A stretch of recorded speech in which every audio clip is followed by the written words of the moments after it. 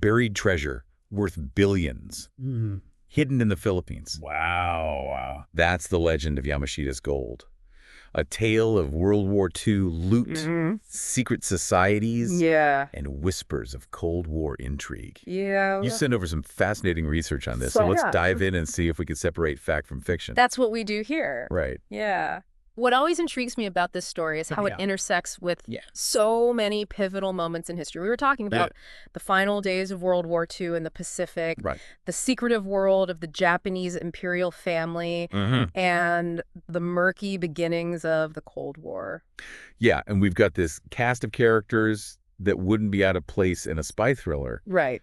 General Yamashita, Emperor Hirohito, his brother Prince Chichibu, and this mysterious organization known as Golden Lily.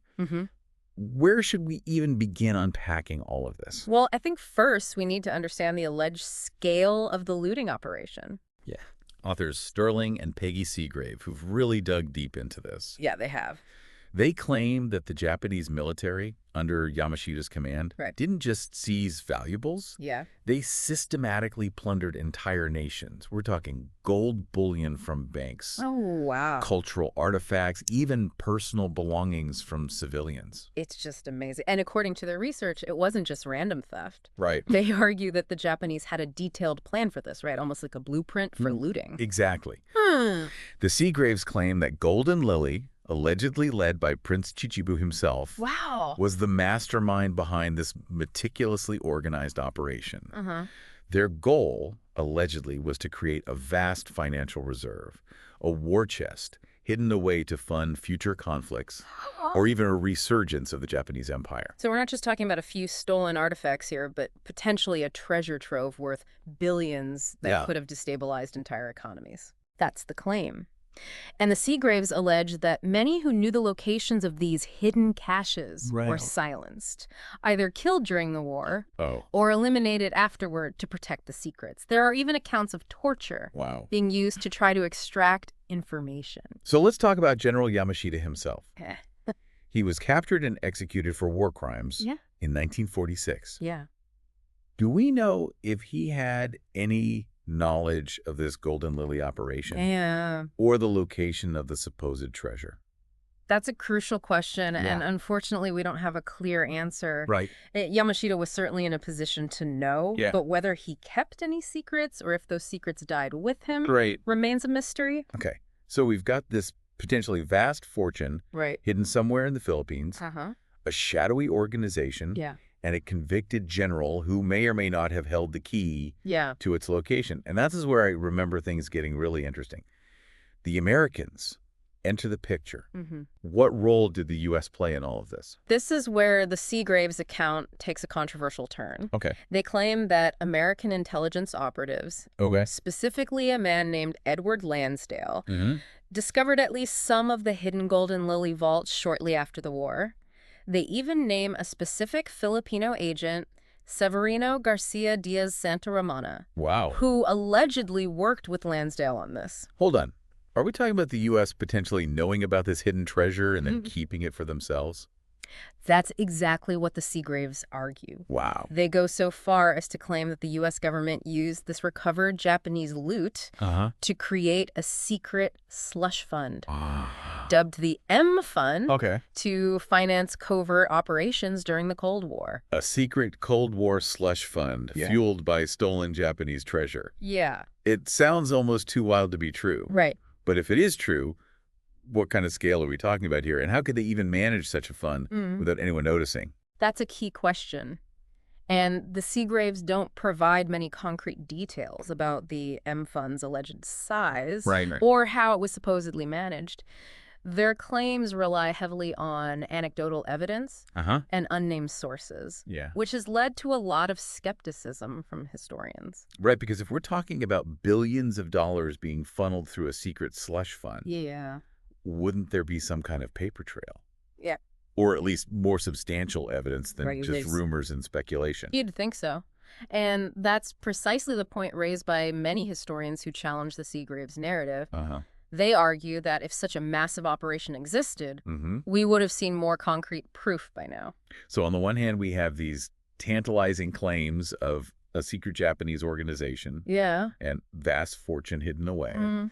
And on the other, we have historians questioning the scale and plausibility of the whole thing. Right. Feels like we need to take a closer look at the evidence or lack thereof to get a clearer picture. I agree. It's important to weigh the evidence carefully and to consider all sides of the story. Yeah. And that includes hearing from those who doubt the existence of Yamashita's gold altogether. So let's dive into that skepticism. What are the main arguments presented by historians who think this treasure might just be a myth? One of the most compelling arguments comes from historian Ricardo Jose, who focuses on the logistics of the whole operation. He points out that by the time the war was nearing its end, the Japanese were losing control of the seas. Transporting a treasure of this magnitude to the Philippines with Allied forces closing in would have been incredibly risky. Yeah, it seems like moving that much gold and other valuables by sea would have been practically impossible, given the Allied naval dominance at that point in the war. It begs the question, why even risk it? Exactly. Jose argues that if the Japanese were trying to secure their looted assets, it would have made more strategic sense to send them to territories they still controlled, like Taiwan or mainland China. Shipping them to the Philippines where they were losing ground rapidly just doesn't add up logistically. Okay, that's a pretty strong argument against the idea of a massive treasure being hidden in the Philippines. But even if we accept that, what about all the individual accounts of people claiming to have found pieces of this legendary treasure? There have been countless claims and rumors over the years, but none have been definitively proven to be part of Yamashita's gold.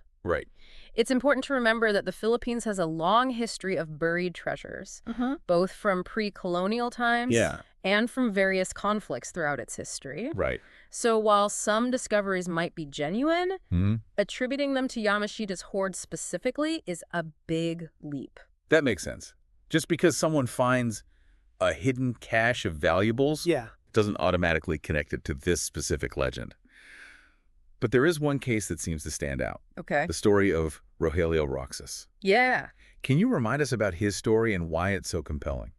Rogelio Roxas was a Filipino treasure hunter who, back in the 1970s, claimed to have found a hidden chamber filled with gold bars and a golden Buddha statue. Oh, wow. What makes his story unique is that he didn't just keep it quiet. He actually took legal action against Ferdinand Marcos, president of the Philippines at the time. That's right. Roxas claimed that Marcos's men stole the treasure from him and then imprisoned him. And didn't his estate eventually win a massive lawsuit against the Marcos family? They did. In 1996, Roxas's heirs were awarded a staggering $22 billion in damages.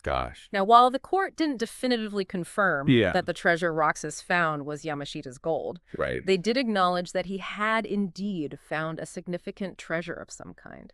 Wow. So even if it wasn't part of the legendary Yamashita hoard, Roxas still stumbled onto a massive fortune. What does this tell us about the possibility of other hidden treasures being out there in the Philippines, maybe waiting to be discovered? It definitely raises some intriguing possibilities. The Philippines was a major battleground during World War II, and it's certainly conceivable that other caches of valuables, whether looted or hidden for other reasons, remain undiscovered. It sounds like we need to delve a little deeper into the world of treasure hunting in the Philippines, the risks, the regulations, and the recent incidents that have kept this legend alive. Absolutely. But before we do that, let's take a step back and consider this. Even if we never find definitive proof of Yamashita's gold, the story itself has had a profound impact. It's woven its way into popular culture, inspired countless expeditions, and continues to fuel speculation and debate even today. It has. It's almost as if the story itself has become a kind of treasure, a cultural artifact that keeps people searching and wondering. But for those who actually go looking for this lost fortune, the stakes are a lot higher than just solving a historical puzzle. That's right. Treasure hunting in the Philippines can be a dangerous game. Right. Both physically and legally. Yeah. There have been numerous reports of treasure hunters getting injured or even killed. Oh, wow. Disappearing into underground tunnels, okay. encountering booby traps, Yeah. and even facing legal repercussions for unauthorized digging. I imagine the allure of finding a fortune can make people overlook those dangers. Yeah. It's easy to get caught up in the excitement and forget about the risks involved. Absolutely. And it's not just individuals taking risks. The Philippine government takes the protection of its cultural heritage very seriously. Right. The National Museum has strict regulations in place to prevent looting and unauthorized excavations. Yeah. Anyone who thinks they've found a lead on Yamashita's gold can't just grab a shovel and start digging. So what's the process if someone believes they found something? Do they have to report it? Absolutely. And what happens to any treasure that might be recovered? Obtaining permits and licenses is essential, and working closely with the National Museum is mandatory. Any treasure found is generally considered the property of the Philippine government, right? Although there may be provisions for finder's fees or rewards depending on the circumstances. That makes sense. It's their history and their heritage after all. But let's shift gears a bit and talk about how this story has infiltrated popular culture. You mentioned earlier that Yamashita's gold has inspired books, movies, even video games.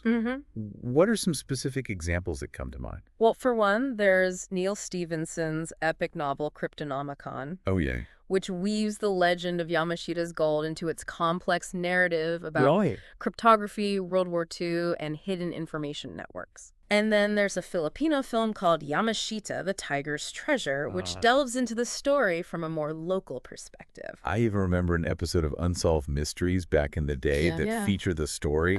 It's fascinating how this real-life mystery has captured the imaginations of storytellers across different mediums. It's a story that has all the elements of a classic adventure tale. Mystery, danger, the thrill of the chase, and, of course, the promise of unimaginable wealth. It's a recipe that never fails to captivate audiences.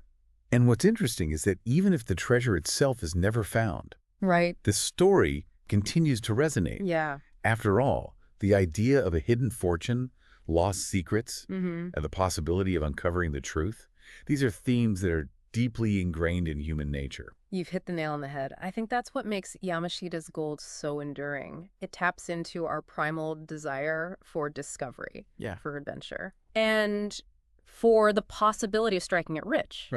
But it also raises some profound questions about history, about greed, and about the lengths people will go to for wealth and power. And even if the treasure is just a myth, the story itself serves as a reminder of the destructive power of war. We're talking about plunder on a massive scale, a systematic stripping of wealth and cultural artifacts from entire nations. It's a dark chapter in human history, and it's important to remember that amidst all the intrigue and adventure. That's a crucial point. While the allure of buried treasure can be captivating, we can't lose sight of the human costs and the ethical implications. Wartime looting is not just about stolen valuables. It's about the violation of cultures, the destruction of heritage, and the suffering inflicted on countless people. So as we weigh the evidence and consider the different perspectives, it seems like the true value of exploring this mystery goes beyond just finding a treasure chest filled with gold. Absolutely. The real treasure, in my opinion, lies in the journey itself, in uncovering the historical truths, confronting the complexities of human nature, and grappling with the ethical dilemmas that this story presents. It's a reminder that sometimes the most valuable discoveries aren't about material wealth, but about understanding ourselves and our place in the world. It feels like we've only scratched the surface of this complex and fascinating story. What stands out to you as the most intriguing aspect of the Yamashita's gold legend? Well, for me, it's the enduring power of the unknown. Even after all this time and despite all the research and investigation, we still can't definitively say whether Yamashita's gold exists or not. That lingering uncertainty is what keeps people hooked, I think. I agree. It's like a puzzle that might never be fully solved. Right. We have pieces of evidence, Yeah. tantalizing clues, but the complete picture remains elusive. Yeah. And that allows each of us to fill in the blanks with our own imagination and interpretation. Exactly. We get to weigh the evidence, consider the different perspectives, and draw our own conclusions. Right. It becomes a personal journey of discovery, even if we never set foot in the Philippines or hold a gold bar in our hands. And I imagine that for some people, that journey of discovery is just as valuable as any treasure they might find. The thrill of the chase, the intellectual challenge of piecing together a historical puzzle. Yeah. These are rewards in themselves. Absolutely. And I think that's something we often lose sight of in our modern world. Yeah. We're so focused on instant gratification, on quick answers and easy solutions, that we forget the value of slow, deliberate exploration. The Yamashita's gold legend reminds us that some mysteries are meant to be savored, to be pondered and debated, even if they never fully reveal their secrets. So for our listeners who are now thoroughly intrigued by this tale, what would you say is the best way to continue exploring this mystery on their own? Well, I'd always encourage people to start with primary sources whenever possible. Yeah. Dive into the historical records. Okay. Read the first-hand accounts and examine the available evidence with a critical eye. And what about those who want to experience the thrill of the hunt vicariously? Yeah. Are there any books or films you'd recommend? For a fictional take that weaves in historical elements, I'd recommend Neil Stephenson's Cryptonomicon. Okay. It's a dense but rewarding read that explores themes of cryptography, hidden networks, and, yes, buried treasure. Right. And for a more visual experience, the Filipino film Yamashita, The Tiger's Treasure, offers a compelling, albeit fictionalized, exploration of the legend. Great recommendations. Okay. And of course, for those who are feeling really adventurous, there's always the option of planning a trip to the Philippines and trying their luck at treasure hunting. Just remember to do your research. Right. Obtain the necessary permits and prioritize safety above all else. And who knows? Maybe you'll be the one to finally uncover the truth behind Yamashita's gold. That brings us to the end of our deep dive into Yamashita's gold. Wow. We've explored the history, the controversy, the allure, and the enduring mystery of Yamashita's gold. But the most important question remains unanswered. Do you believe the treasure exists? We've presented the facts, the speculation, and different perspectives. Now it's up to you to decide. Thanks for joining us on this fascinating journey. Until next time, keep exploring, keep questioning, and never stop searching for the hidden treasures in our world.